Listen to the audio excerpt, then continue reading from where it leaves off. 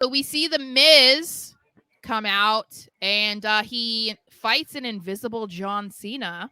So I'm just gonna let you take the wheel here. yeah. Keep us So going. the connection there is because John Cena became the host of Payback. And because of that, he decided, okay, well, I want to do more than just host. I want to be a special guest referee. And I'm going to do that in the Miz versus LA Knight.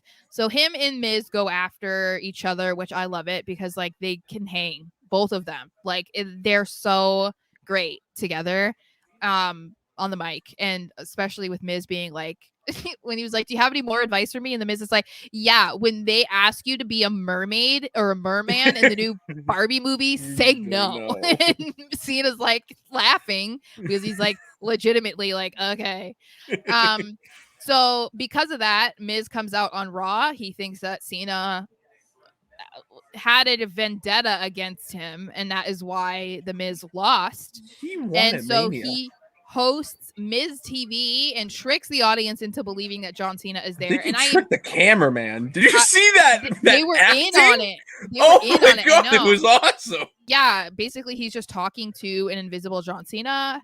He ends up, trying to get him to admit that he was paid off by LA Knight to have him win that match. He then apparently gets shoved by invisible John Cena, which really pisses off the Miz. So he takes off his jacket and gives him a skull crushing finale.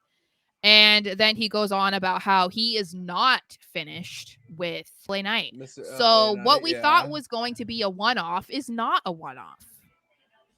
Good. Honestly, fine. Yeah, there's nobody realistically that can feud with LA Knight that I'm into. That Yeah. gives me, I'm into the feud.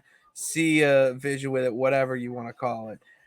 I and the Miz and LA Knight can go back and forth and do so many little different things, and it can go from an ego type of thing to like a personal thing. You can do so much with it.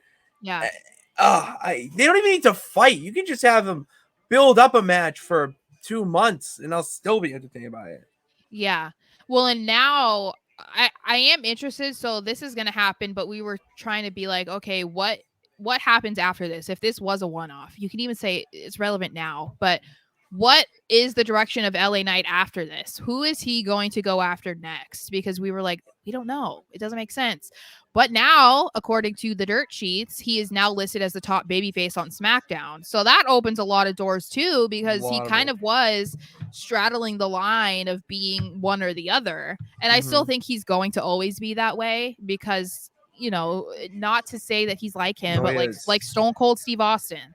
He always straddled that line. It just depended on the week or the person he was had a rivalry with at the time, depending on if you liked him or you hated him. But he could bounce back the next week. And I feel like that's what LA Knight is going to be doing. But I'm here for this because yeah, it doesn't seem like they have any plans for LA Knight right now, and so if they're going to continue this, and I'm for it because they had a great match, and I do think that they need to have another match that doesn't have any sort of interference with like a guest referee or something. They Yeah. need to have like a real match